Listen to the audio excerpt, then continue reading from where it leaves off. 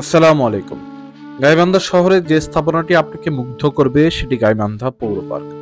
পৌর পার্কের মাঝে শান বাঁধানো ঘাটের সুন্দর পুকুরের পাশে বসে ঝেড়ে ফেলতে পারবেন মনের সকল বিষণ্ণতা। জমিদার গোবিন্দলাল রায়ের দান করা 1 একর 7 শতাংশ জমির উপর গড়ে উঠেছিল 97 বছর বয়সী এই পার্ক। আসসালামু আলাইকুম।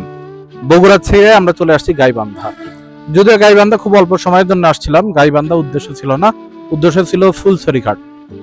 কিন্তু গাইবান্ধা শহরের মধ্যে ঢুকে পৌর পার্কের সৌন্দর্য দেখে ঢুকে গেলাম। যারা গাইবান্ধার আছেন তারা একটু কমেন্টে জানাবেন গাইবান্ধায় কি কি দেখার মতো আছে, আমি কি কি ভিডিও করতে পারি। পরবর্তী কোনো সময় যদি সুযোগ হয় গাইবান্ধা আসবো এবং গাইবান্ধার ভিডিও করার চেষ্টা করব।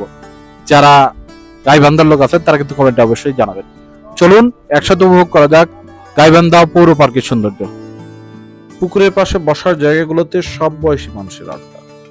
চাইলে গোসলের জন্যও নেমে পড়তে পারবেন পুকুরে। পুকুরে আছে অনেক প্রজাতির রঙিন মাছ। খাবার খেতে দিলে মাছগুলো চলে আসবে আপনার হাতের কাছে। এছাড়া শিশুদের চিত্ত বিনোদের জন্য রয়েছে অনেকগুলো প্রাণীর অবয়ব। ছোট ছোট শিশুরা মেতে ওঠে নির্মল আনন্দে। সাধারণত পৌর পার্কগুলো অপরিষ্কার আর নোংরা হয়ে থাকে, কিন্তু গাইবান্ধা পৌর পার্ক এর ব্যতিক্রম।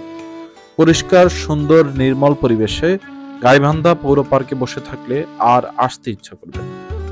গাইবান্ধা বেড়াতে আসলে পৌর পার্কে আসতে ভুলবেন না।